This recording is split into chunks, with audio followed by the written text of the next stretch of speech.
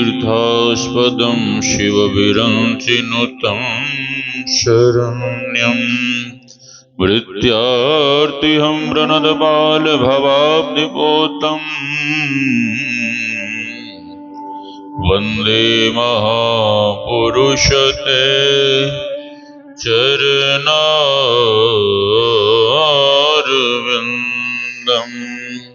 गुरुर्ब्रह्मा गुरुर्विष्णुः गुरुर्देवो महेश्वरः गुरुर्साक्षात् परं ब्रह्म तस्मै श्री गुरवे नमः। धन्य धन्य सद्गुरु सुखदा महिमा कही न जाय। जो कछु कहूँ तुम्हारी कृपा मोते कछु न बसाय। मेरा मुझ में कुछ नहीं जो कुछ है गुरु तोय। तेरा तुझको सौंपता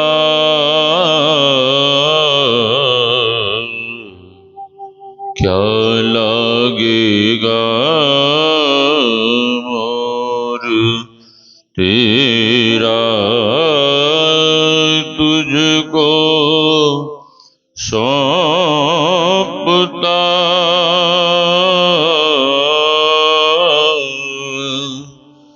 क्या लागेगा मोर। आसन पर आसीन परमाराध्य सद्गुरु महाराज के युगल चरणों में कोटि कोटि नमन। इस पावन मंच पर विराज रहे पूज्य संत जन, इस ज्ञान यज्ञ में पधारे हुए पूज्य गुरुजन, सत्संग प्रेमी महानुभावों, माताओं एवं भक्तिमती बहनों, आप सबों के भीतर विराज रहे परमात्मा स्वरूप आत्मा को हम वंदन करते हैं। सी राम में सब जग जानी, करो प्रणाम जोरी जुग पानी। ऑपरेटर भाग गया, ऑपरेटर को बुलाइए। श्री सद्गुरु महाराज की जय। भगवान कहते हैं निर्मल मन जन, निर्मल मन जन सो मोहे पावा। मोहे कपट छल छिद्र न भावा। निर्मल मन जन। साउंड के बेस को बराबर है, साउंड के बेस को। अब बेस का वॉल्यूम देखिए कहां पे। सो मोहे पावा, मोहे कपट छल छिद्र न भावा। भगवान कहते हैं निर्मल मन जन सो मोहे पावा। मोहे कपट छल छिद्र न भावा। भगवान कहते हैं जो निर्मल मन वाले भक्त हैं वह मुझे प्रिय है और उन्हीं को पहले मैं मिलता हूँ। और जिनके भीतर छल है, कपट है, ईर्ष्या है, द्वेष है, अहंकार है, भगवान कहते हैं मैं उससे बहुत दूर रहता हूँ। और वो कितना भी यत्न करे मैं उन्हें नहीं मिलता। इसलिए भक्त को सरल होना चाहिए। हम आप अभी सुन रहे थे गुरु महाराज की वाणी पदावली से, अपनी भगतिया सतगुरु साहब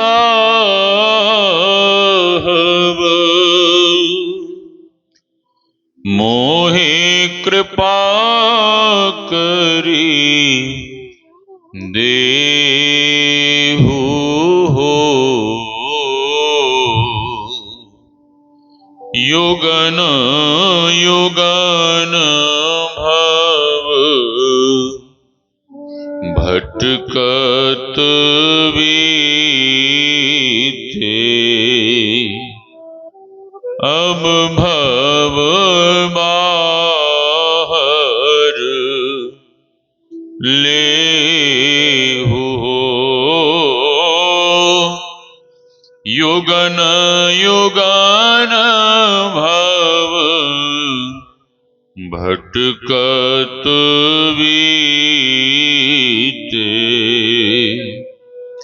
अब भव बाहर लेहु हो। कहाँ कहाँ भटके? गुरु महाराज आगे कहते हैं, पशु पक्षी कृमि आदिक योनिन, में भर में बहु बार हो। नर्तन अवहि कृपा करी दीन्हो, अब प्रभु करो उबार हो। पशु पक्षी कृमि आदिक योनिन अर्थात 84 के चक्र में हम आप दुख भोगते रहे। भगवान की कृपा से हम आपको यह नर्तन दुर्लभ शरीर मिला है, तो इस शरीर में शरीर के रहते हुए हम आप परमात्मा की भक्ति कर लें। इसीलिए गुरुदेव ने लिखने की कृपा की है। हम आप गा रहे थे, प्रेम भक्ति गुरु दीजिए, विनवों कर जोरी, पल पल छोहन छोरिए, सुनिए गुरु मोरी। और भगवान श्री राम नवधा भक्ति के उपदेश में अंत में कहने की कृपा की, नवम सरल सब सन छलहीना, मम भरोस ही हरस न दीना। जिन्हें भगवान को पाना है, जिन्हें भगवत प्राप्ति करनी है, जिन्हें परमात्मा का साक्षात्कार करना है, तो भगवान कहते हैं ऐसे लोगों को, ऐसे भक्तों को सरल होना चाहिए। और जो सरल होते हैं, जो निश्चल निष्कपट निर्मल भाव वाले मन वाले भक्त होते हैं, भगवान उन्हें शीघ्राति शीघ्र मिलते हैं। एक बालक था, काम धाम कुछ नहीं करता था, भगवान का भजन करे, खाए और घर में पड़ा रहे। भाई लोगों ने कहा, करे तुम इतना खाते हो, काम तो कुछ करते नहीं हो, कुछ काम भी करो। तो बालक ने कहा कि क्या करें भैया? तो भाई लोगों ने कहा, खेत में फसल है, फसल की रखवाली कर। ठीक है। उधर रखवाली के लिए भाई लोगों ने खेत में एक झोपड़ी बना दी और वो सब में भगवान को देखता था। सी राम में सब जग जानी, करो प्रणाम जोरी जुग पानी। ऐसा भाव रहता था कि सब में परमात्मा है, सब परमात्मा के हैं, ऐसा भाव रहता था। तो पशु पक्षियों को बुला बुला कर फसल खिलाता था। पशु पक्षियों से कहता था, राम जी की चिड़िया, राम जी की खेत, खा लो चिड़िया भर भर पेट। पशु पक्षियों से कहता कि आओ आओ प्यारे, ये भगवान का ही दिया हुआ है, प्रेम से इसे ग्रहण करो। परिणाम यह हुआ कि 2-4 दिनों में ही फसल नष्ट हो गया। भाई लोग बड़े नाराज हुए और भाई लोगों ने कहा, तू किसी काम का नहीं है, घर में ही पड़ा रहे, घर में खाए, भगवान का भजन करे और परा रहे। और खाने के समय वो कहता था कि दाने दाने में लिखा है खानहार का नाम, दाने दाने में लिखा है खाने वाले का नाम। घर के लोग उसके खाने से परेशान थे क्योंकि बहुत खाता था। भाई लोगों ने कहा, भाभी लोग बोली, ये तुम मत बोलो कि दाने दाने में लिखा है खाने वाले का नाम, तुम तो ये कहो कि बोरे बोरे में लिखा है खाने वाले का। हाँ, बोरे बोरे में खाए और परा रहे। भाई लोगों ने एक दिन घर से भगा दिया, भटकता हुआ चला गया हरिद्वार ऋषिकेश तीर्थ में। तो ठंड का समय जगह ढूंढने लगा कि कहीं कोई जगह मिले रहने के लिए, खाने के लिए कुछ मिले। पुराने जमाने की घटना। ढूंढते ढूंढते एक बहुत बड़े मंदिर के द्वार पे पहुंचा। मंदिर का गेट भी बहुत बड़ा था। मोटे तगड़े महंत जी बैठे थे बड़ी सी कुर्सी लगाकर। हरिद्वार में कहावत है, आश्रम का गेट और महंत का पेट बड़ा होना चाहिए तो देखने में अच्छा लगता है। तो बालक को लगा कि लगता है यहाँ खाने पीने का बड़ा आनंद है, तब तो इतना मोटा तगड़ा महात्मा बैठा है। गया, प्रणाम किया। पूछता है कि आप महंत जी हो? श्री सदगुरु महाराज। महंत जी कहते हैं, हाँ मैं महंत हूँ, बोलो क्या बात है। इतने में उनके दो चार चेले आए। चेले उनसे भी तगड़े तगड़े थे, चेले महंत जी से भी मोटे मोटे। तो बालक पूछता है कि महंत जी ये लोग कौन हैं? तो महंत जी ने कहा कि ये लोग हमारे चेले हैं। अब बालक एक बार महंत जी को देखे और एक बार उनके चेलों को देखे। इतना तगड़ा तगड़ा चेला, मोटा मोटा, लगता है खाने पीने का बड़ा आनंद है यहाँ पे, तब तो इतना मोटा मोटा चेला है। बालक कहता, हो आप गुरुजी हो? महंत जी ने कहा, हाँ मैं गुरुजी हूँ, बोलो क्या बात है। बालक कहता, गुरुजी हमें भी चेला बना लो ना। ठीक है, हमारा तो काम ही है चेला बनाने का, बन जाओ चेला। बन गया चेला। उस मंदिर में 10 बार भंडारा होता था, सुबह में 5 बार, शाम को 5 बार। पहली पंगत लगी, बालक दौड़ कर गया, गुरुजी गुरुजी इस पहली पंगत में बैठ जाएं क्या? महंत जी ने कहा, अगर इतना पूछना क्या है, भगवान का दिया हुआ सब कुछ है, प्रेम से खाओ। दूसरी पंगत लगी, फिर गया, गुरुजी इस दूसरी पंगत में भी बैठ जाएं क्या? महंत जी ने कहा, अरे पूछने का क्या है, जाओ खाओ, प्रेम से खाओ। तीसरी बार गया पूछने, गुरुजी। चौथी बार, और जब 5वीं बार पूछने गया तो गुरुजी का माथा गर्म हो गया। गुरुजी ने कहा कि तुम्हें जितनी बार खाना हो खाओ, लेकिन मेरी खोपड़ी को मत खाओ, मेरा माथा मत खराब करो। बालक कहता, ठीक है गुरुजी, समझ गया, अब नहीं पूछूंगा। प्रेम से खाए और परा रहे, भगवान का भजन करे। 15 दिन के बाद आ गई एकादशी। एकादशी के दिन मंदिर में भोजन नहीं बनता है। हाँ, एकादशी के दिन भोजन में मंदिर नहीं बनता। बालक उदास होके बालक पूजा आदि करके बाल भोग के लिए, नाश्ता के लिए गया भंडार में। तो देखता है कि चूल्हा चौका सब बंद है। बालक को लगा कि आज क्या हो गया, आज बाल भोग नहीं बना, भोजन नहीं बन रहा है, लगता है कि आज कुछ गड़बड़ है। तो वहां से तेजी से निकला, भंडारी के पास गया। भंडारी से कहता है, ये भंडारी बाबा, ये जो आप चुपचाप बैठे हो, सीताराम सीताराम कर रहे हो, क्या सीताराम करने से पेट भर जाएगा? भंडारी कुछ नहीं बोला। बालक गया गुरुजी के पास। गुरुजी।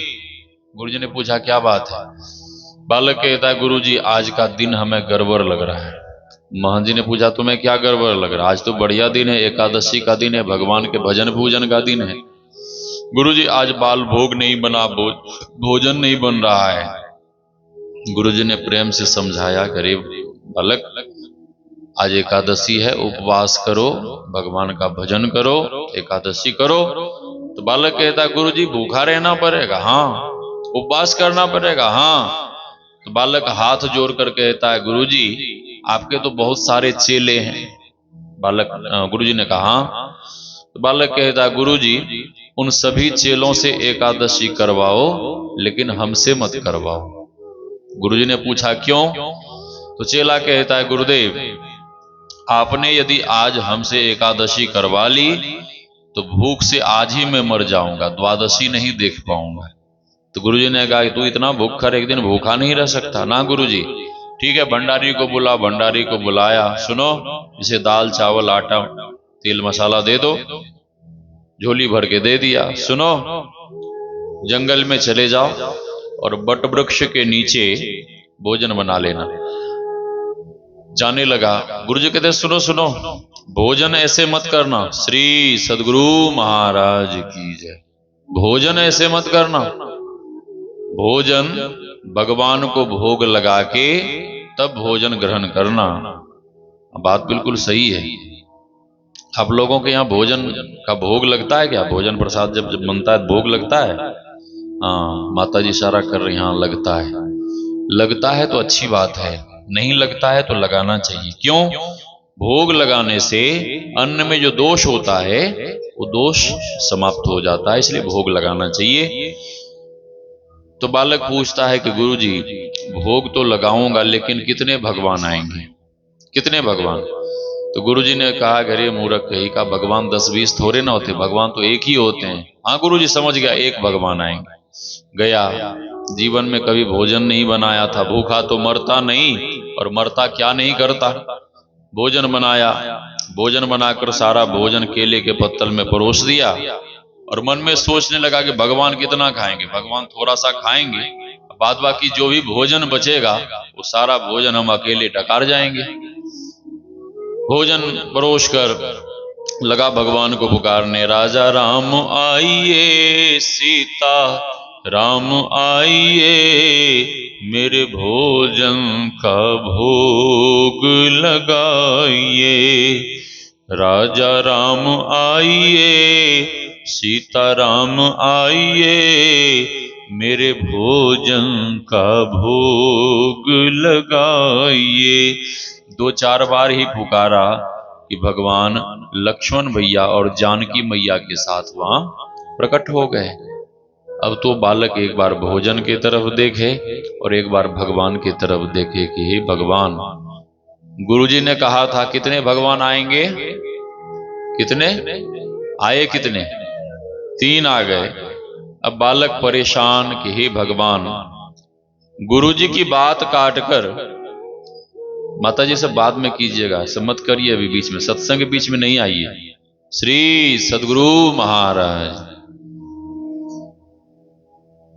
बालक एक बार भोजन की तरफ देखे, एक बार भगवान की तरफ देखे और मन ही मन सोचे कि गुरुजी ने कहा था एक भगवान आएंगे, यहाँ 3-3 भगवान आ गए। गुरुजी की बात काटकर मंदिर छोड़ जंगल में आया और इन तीनों भगवान को देखने के बाद ऐसा लगता है कि तीनों भगवान मिलकर इस जंगल में भी हमारी पूरी एकादशी करवा ही देंगे, यहाँ भी छोड़ने वाले नहीं है। भगवान पूछते हैं कि वत्स तुम कुछ परेशान लग रहे हो, क्या बात है? बालक कहता, भगवान जी आप लोग तो लगते बड़े सुंदर हो, लगते बड़े अच्छे हो, आप लोग तो प्रेम से प्रसादी खाओ पाओ, बाद में देखा जाएगा बचे या नहीं बचे, आप लोग तो खाओ। भगवान खाए, जानकी मैया खाई, लक्ष्मण भैया खाए, बालक के लिए कुछ नहीं बचा। बालक उदास होकर मंदिर गया। गुरुजी ने पूछा क्या हुआ? गुरुजी आपने कहा था एक भगवान आएंगे, वहां तो 3-3 भगवान आ गए थे, जितना हमने भोजन बनाया तो सारा भोजन भगवान ही खा गए। गुरुजी को लगा कि लगता है यहाँ मंदिर में 10 बार खाता था, वहां एक बार मिला, पेट नहीं भरा होगा, इसीलिए ऐसा कह रहा है। ठीक है, चिंता मत कर, अगली एकादशी को तुझे 2 गुना राशन दिलवाएंगे। ठीक है गुरुजी। अगली एकादशी को 2 गुना राशन ले गया, प्रेम से भोजन बनाया और लगा भगवान को पुकारने, राजा राम आइए, सीता राम आइए, मेरे भोजन का भोग लगाइए, हो मेरे भोजन का भोग लगाइए। 2-4 बार ही पुकारा था कि भगवान आज पूरे राम दरबार के साथ वहां प्रकट हो, और साथ में हनुमान जी भी हैं, हनुमान जी। अब वो बालक भगवान को नहीं देखे, एक बार भोजन के तरफ देखे और एक बार हनुमान जी के तरफ देखे, एक बार हनुमान जी के तरफ देखे और एक बार भोजन के तरफ देखे कि ये कौन भगवान है। मुंह तो बंदर जैसा है लेकिन शरीर पहाड़ जैसा, पर्वत जैसा। भगवान पूछते हैं कि बस तुम कुछ परेशान लग रहे हो, क्या बात है? बालक कहता भगवान जी, ये जो बंदर मुंह वाला भगवान है ये कौन भगवान है? भगवान कहते कोई भगवान नहीं है, मेरे अनन्य भक्त हनुमंत लाल जी, वो आपके सेवक हैं, भक्त हैं। हाँ, ओ लगता है कि आपका 56 भोग जूठन प्रसादी खा खा के इनका शरीर पहाड़ जैसा हो गया। भगवान मुस्कुराने लगे। बालक पूछता है कि भगवान जी, ये धनुष बाण लेकर आपके साथ जो ये लोग कौन है? भगवान कहते ये मेरा अनुज भ्राता शत्रुघ्न है, ये भरत भैया है, लक्ष्मण भैया है। तो बालक कहता भगवान जी, ये लोग आपके अपने सगे भाई हैं कि अगल बगल के लगे पगे जोर जार के हैं? भगवान कहते नहीं, मेरे अपने सगे भाई हैं। तो बालक कहता भगवान जी, मैंने आपकी भोग की जिम्मेवारी ली है कि पूरे परिवार का ठेका ले रखा है। लक्ष्मण भैया को गुस्सा चढ़ा। लक्ष्मण भैया कहते हैं प्रभु, हम लोगों को कहां लेके आ जाते हैं आप? इस बालक को तो बात करने की भी अक्ल नहीं है, चलिए यहां से। भगवान कहते शांत लक्ष्मण शांत, अरे तुम देख नहीं रहे हो इसका अंतःकरण कितना निर्मल है, कितना शुद्ध है, कितना पवित्र है। और ये जब भक्ति भाव से मुझे पुकारता है तो मुझे रहा नहीं जाता, मुझे भागे भागे दौरे दौरे बरबस आना पड़ता है। सभी लोगों ने प्रसादी ग्रहण किया, बालक के लिए कुछ नहीं बचा। बालक उदास हो गया और बालक भगवान से पूछता भगवान जी, अगली एकादशी को कितने भगवान आओगे, आज ही बता दो। अगली एकादशी को कितने भगवान आओगे, आज ही बता दो, ताकि हम चावल इकट्ठा करें, हाँ समुचित व्यवस्था करें। भगवान कहते चिंता मत करो, हम आ जाएंगे। बालक कहता भगवान जी, हमें बहुत जोर से भूख लग जाती है, आप आने में देरी करते हो, अगली एकादशी को देरी मत करना। भगवान ने कहा हम विलंब नहीं करेंगे, समय से आ जाएंगे। बालक उदास होकर मंदिर गया। गुरुजी ने पूछा आज क्या हुआ? बालक कहता गुरुजी, आज तो भगवान पूरे राम दरबार के साथ आ गए थे और साथ में हनुमंत लाल जी भी थे। आज गुरुजी को संदेह हो गया। गुरुजी मन ही मन सोचने लगे, लगता है मेरा चेला राशन ले जाकर बाजार में बेच देता होगा और कहता भगवान खाते हैं, भगवान खाते हैं। अरे मेरा पूरा जीवन जन्म पूजा पाठ करते हुए बीत गया, आज तक भगवान ने एक चम्मच गंगा जल और तुलसी का दल भी ग्रहण नहीं किया। हाँ, ग्रहण कैसे करेंगे? भाव से, श्रद्धा से, निष्ठा से कराएंगे तब तो।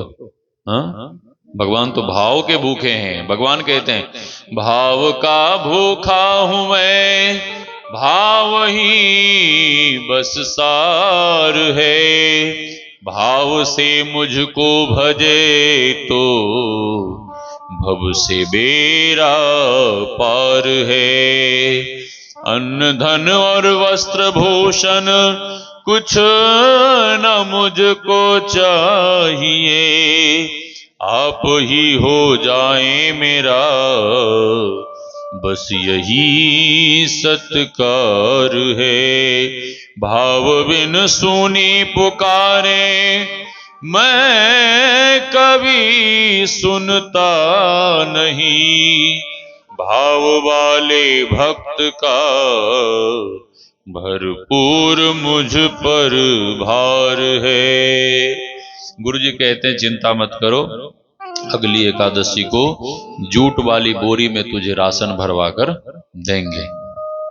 वो सन वाली बोरी नहीं होती, जूट वाली, हाँ उसमें।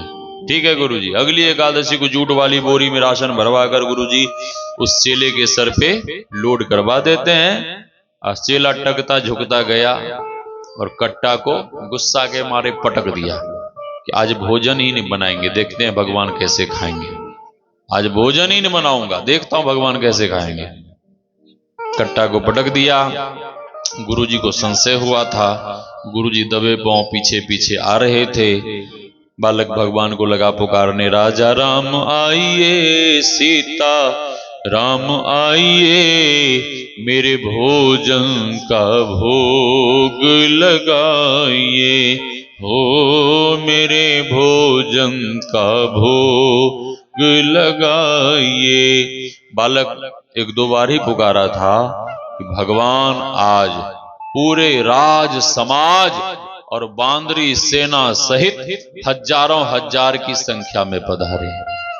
अब तो बालक परेशान के हे भगवान, इस कट्टे में जितने चावल के दाने हैं ये लोग एक एक दाने भी लेंगे तो पूरा नहीं होगा, और जब उनको ही पूरा नहीं होगा तो भगवान को कहां से मिलेगा, और जब भगवान को ही नहीं मिलेगा तो हमको कहां से मिलेगा। बालक परेशान। भगवान कहते हैं वत्स, आज तुमने भोजन भी नहीं बनाया, क्या बात है। बालक कहता भगवान जी, रोज रोज एकादशी को हम भोजन बनाते रहे, लेकिन अपने को खाने के लिए जब मिलता ही नहीं तो हम भोजन क्यों बनावे। बालक कहता भगवान जी, ये रहा राशन, अपने से बनाओ और अपने से खाओ। भगवान तो मुस्कुराने लगे, लेकिन लक्ष्मण भैया को गुस्सा चढ़ा। लक्ष्मण भैया कहते प्रभु, आज तो भोजन भी नहीं बना है, क्या खाएंगे, चलिए। बालक कहता आपको भोजन बनाने के लिए। भगवान कहते शांत लक्ष्मण शांत, अरे तुम देख नहीं रहे हो इसका अंतःकरण कितना निर्मल है। और भगवान कहते हैं निर्मल मन जन सो मोहे पावा, इसका अंतःकरण कितना शुद्ध है। और ये जब भक्ति भाव से मुझे पुकारता है, भक्ति भाव से मुझे बुलाता है, तो मुझे नहीं रहा जाता, मैं बरबस भागे भागे आ जाता हूं। लक्ष्मण शांत, इसने मुझे कहा है भंडारा बनवाने के लिए, तो मैं ऐसा भंडारा बनवाऊंगा कि पूरे विश्व ब्रह्मांड के ऋषि मुनि संत सन्यासी भक्त जन भोजन भर पेट भोजन करेंगे और सोने चांदी हीरे मोती की दक्षिणा लेकर जाएंगे। भगवान भरत भैया को आदेश देते हैं कि भरत भैया भंडारा बनाना शुरू कर दो। श्री भरत जी भंडारे बनाने लगे, श्री भरत जी भंडारे बनाने लगे, चुन के लकड़ी लखन लाल लाने लगे, श्री भरत जी भंडारे बनाने लगे। भरत भैया ने रिद्धि सिद्धि को बुला लिया, रिद्धि सिद्धि सब्जी अमनिया कराने लगी, और हनुमान जी को सेवा दिया गया लड्डू बनाने का। वो बड़ा बड़ा हाथ हनुमान जी का कि 5-5 शेर का एक एक लड्डू बनावे। एक एक महात्मा एक एक लड्डू नहीं खा पाए, इतना बड़ा बड़ा लड्डू। भगवान ने निमंत्रण भेज दिया, कहां, पूरे विश्व ब्रह्मांड में जहां जहां महात्मा थे सन्यासी संत, नारद जी के द्वारा निमंत्रण भेज दिया। भगवान को भोग लगा। भगवान ने बालक से कहा कि बालक तुम कई एकादशी के भूखे हो, तुम भी बढ़िया से पेट जमकर खा लो। बालक भी खूब जम के खाया, भगवान के पास बैठकर जिज्ञासा समाधान करने लगा। उधर भंडारा चालू हो गया।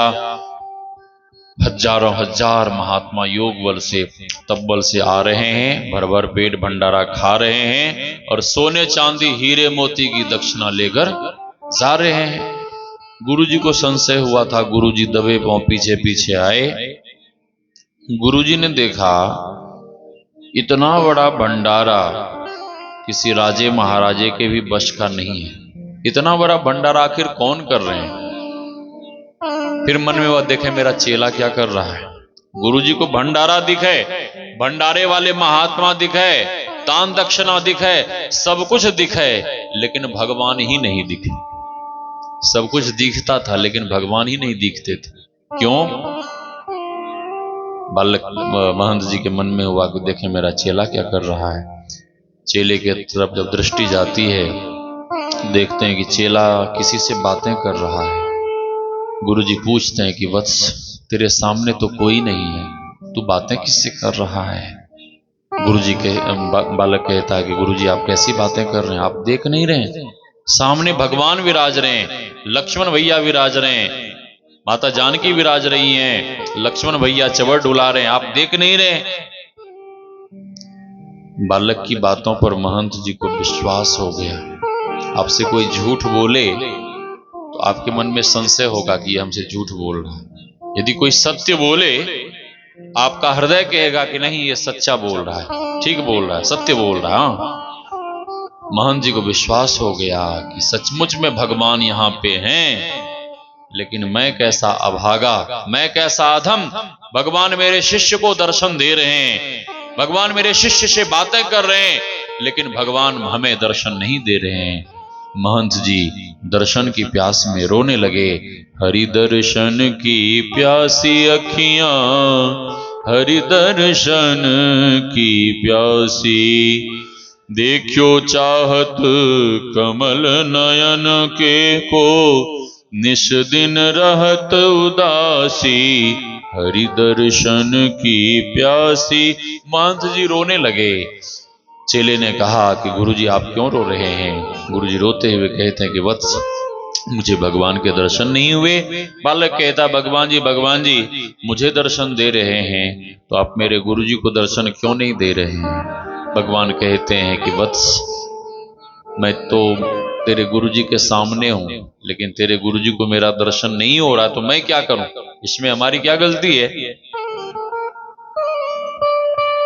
फिर दर्शन क्यों नहीं हो रहे? भगवान कहते तेरे गुरुजी के भीतर अहंकार है, तेरे गुरुजी के भीतर कलमश भरा पड़ा है, और जिनके भीतर कलमश, अहंकार, ईर्ष्या, द्वेष, पाखंड भरा पड़ा है, मैं उन्हें दर्शन नहीं देता, मैं उनको नहीं मिलता। बालक कहता गुरुजी, भगवान जी मेरे गुरुजी इतने रो रहे हैं, आपको दया नहीं आती? श्री सद्गुरु महाराज की जय। बालक कहता भगवान जी वो सब मैं नहीं जानता, जब आप हमें दर्शन दे रहे हैं तो मेरे गुरुजी को भी दर्शन देना पड़ेगा, देना पड़ेगा। भगवान कहते हैं कि वत्स तुम चिंता मत करो, तेरे गुरुजी मेरे विरह में इतने रोए, उन्होंने इतना आंसू बहाया कि आंसुओं के साथ ही सारा कलमश बह गया, उनका अंतःकरण शुद्ध हो गया है। तुम बोलो मेरे गुरु, तुम बोलो गुरुजी को मेरे तरफ देखने के लिए, उन्हें भी मेरा दर्शन हो जाएगा। बालक के कहने पर महंत जी रोते रोते जैसे सर उठाकर सामने देखा तो महंत जी के सामने भी साक्षात भगवान प्रकट होकर दर्शन दे दिए। पहले तो दर्शन नहीं हो रहा था, लेकिन जब भगवान के विरह में रोने लगे, भगवान के दर्शन की प्यास में जब बहुत रोने लगे, तो भगवान महंत जी को भी दर्शन दे दिए। इसीलिए भगवान कहते हैं निर्मल मन जन सो मोहे पावा, मोहे कपट छल छिद्र न भाव, निर्मल मन जन सो मोहे पावा, मोहे कपट। भगवान नवधा भक्ति में कहते नवम सरल सब सन छल ही ना, मम भरोस हिय हरस नो दीना। भगवान कहते हैं भक्त को सरल होना चाहिए और अपने अंतःकरण को निर्मल बनाना चाहिए। अंतःकरण निर्मल तब होगा जब हम आप खूब मन लगाकर ध्यान भजन सत्संग करेंगे, तब हम आपका अंतःकरण शुद्ध हो जाएगा।